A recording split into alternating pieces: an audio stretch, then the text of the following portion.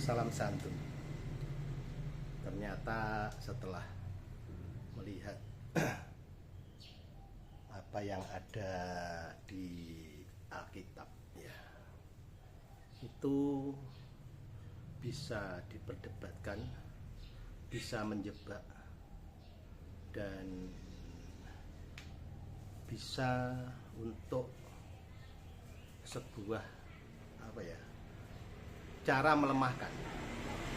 Kenapa demikian? Karena dalam suatu konten itu ada yang mempertanyakan bab penyaliban Yesus. Di situ seseorang bertanya, sebagai seorang pengikut Yesus, Anda mencintainya? Seandainya ketika Yesus disalibkan, Anda ada di sana, bagaimana? Akankah menolong atau membiarkan? Jadi di sini adalah sebuah pertanyaan yang memancing untuk menjerumuskan. Ya. Jadi untuk seseorang yang mengaku pengikut Yesus, ya, ditanya seperti ini pasti akan bingung.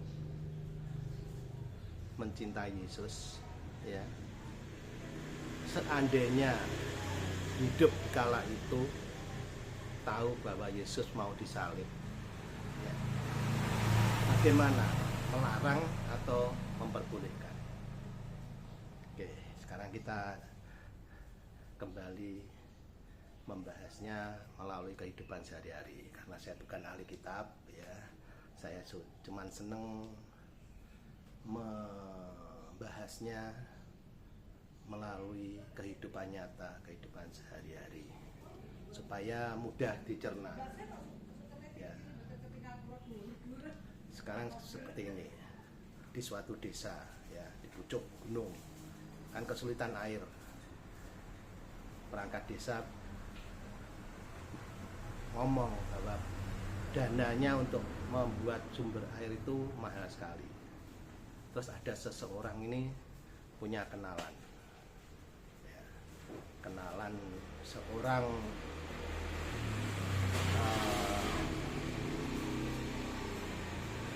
pejabat, ya, calon pejabat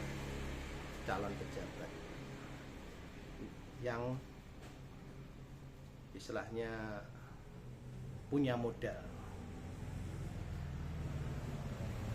Seseorang ini ngomong, ya, ini di desaku kesulitan air, apakah kamu mau memodalinya? Nah, padahal tersebar seantero kota itu bahwa orang itu dulu waktu menjabat itu menghabiskan dana atau koruptor, ya. Begitu orang ini ditanya karena dia mau mencalonkan diri, dia sanggupi. Sekarang pertanyaannya, untuk sumber air, ya, itu kalau tidak dibangunkan yang baru itu orang berjalan 5 kilo untuk mengambil air. Nah, semakin lama kan kita itu semakin tua renta. Apakah akan berjalan 5 kilo, pulang pergi 10 kilo untuk 2 ember air? Akhirnya ya mau nggak mau, tanpa memandang uang dari mana, yang penting ada sumber air sebagai penghidupan, ya. Mau menolak, kita nggak bisa hidup tanpa air. Mau menerima itu uang dosa, uang hasil korupsi. Keputusannya ya harus diterima, karena memang sebagai sumber kehidupan. Untuk masalah yang lain kita singkirkan dulu.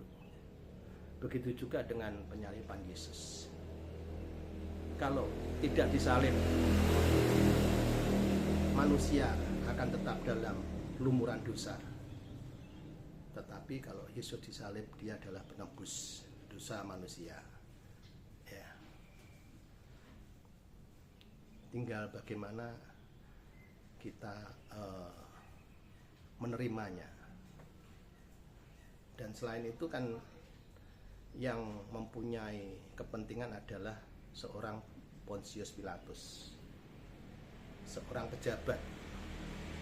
Akankah rakyat demo melawan seorang pejabat yang notabene juga di situ banyak rakyat yang juga menginginkan kematian Yesus karena dia mengaku sebagai Mesias, sebagai Allah. Seperti video saya kemarin ya. Jadi berat untuk di Alkitab dituliskan bahwa Yesus itu adalah seorang Allah, atau Yesus itu sama dengan Allah, itu berat. Karena ya itu tadi ceritanya menyambung ke sini. Jadi mau nggak mau ya, karena sebagai penebus dosa, akhirnya sama orang-orang yang mencintai ya dilepas. Apalagi itu sudah digariskan atau sudah dinubuatkan dalam sebuah apa ya, kalau bilang Alkitab atau apa ya. Jadi sudah dinubuatkan lah, istilah sudah digariskan, ginaris ya. Ginaris, kalau bahasa Jawanya ginaris itu sudah direncanakan oleh Allah ya, meskipun Yesus itu adalah juga Allah. Itulah. Cuman dia kan kalau diceritanya Allah yang menjelma menjadi manusia. Kalau di disebutannya ada yang menyebut rohullah, roh Allah, atau kalimatullah, kalimat Allah ya. Seperti itu. Jadi kalau memang benar-benar dibutuhkan ya, sesuatu yang jelek pun kita harus terima. Jadi nggak beda jauh seperti inilah. Di desa terpencil nggak ada tempat ibadah ya. Terus ada seseorang koruptor lagi ya karena mau melakukan pencucian uang ya, dia bingung, akhirnya datang ke desa situ, dia mengatakan mau membangun tempat ibadah. Apalagi kalau tempat ibadahnya itu ibadah umat yang banyak ditentang ya, pasti di situ langsung disetujui dah, tanpa melihat apa tujuannya, dari mana asal uangnya ya, seperti itu. Yang penting kita dapat tempat ibadah, daripada setiap kali ibadah umat yang begitu banyak di suatu desa harus jalan ke kota sekitar 5 kilo.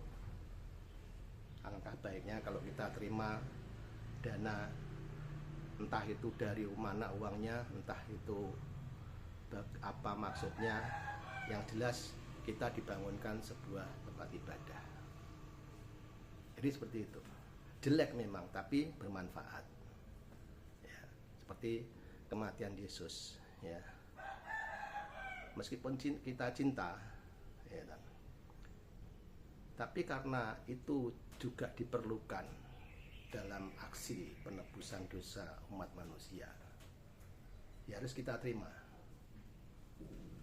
Jadi belum tentu yang baik itu menghasilkan kebaikan, tapi yang jelek pun bisa menghasilkan sesuatu yang bermanfaat.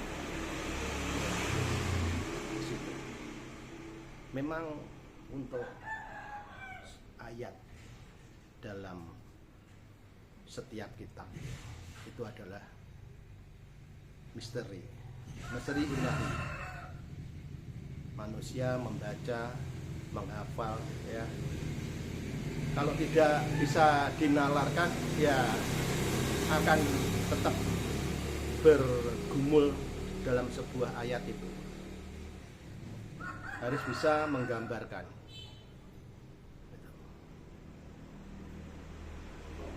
Sebuah ayat itu tidak hanya dibaca dan dihafal, tapi harus bisa membayangkan maksudnya apa. Jadi seperti dalam sebuah konten mempertanyakan, kalau kita mencintai Yesus dalam masa itu, apakah kita akan menolak atau melarang sebuah penyaliban? Kalau kita kembali lagi pada manfaatnya, kita akan membiarkan.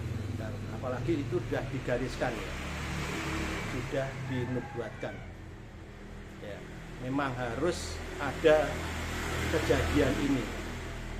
Kalau tidak ada kejadian ini, tidak akan ada penebusan dosa. Seperti lagi misalkan yang paling mudah lah, membuat jalan tol di pegunungan, menggusur sawah-sawah, menggusur ladang-ladang. Habis itu diledakkan untuk dibuatkan tebing supaya bisa agak istilahnya nggak melingkar jauh ya. Untuk jalan tolnya harus memperpendek jarak dengan cara membelah gunung, meledakkan dan meratakan. Itu sudah memakan lahan berapa hektar, ribu hektar ya, mulai persawahan, perkebunan sampai hutan sendiri. Ya memang harus seperti itu. Tanpa ada itu nggak mungkin jalan tol itu bisa dibangun dan memperpendek jarak seperti itu. Mari kita coba berpikir nalar apa yang saya sampaikan ini. Kalau memang tidak sesuai atau tidak bisa dicerna, silahkan komen, saya akan terima dengan lapang dada, karena saya juga bukan seorang yang mengerti Alkitab, cuman saya suka membaca atau mendengar ya, kebanyakan mendengar dan melihat ya dalam konten-konten itu, terus membayangkan dalam kehidupan sehari-hari. Kenapa? Oke, terima kasih telah nonton video. Salam santun, salam sehat perlu jos.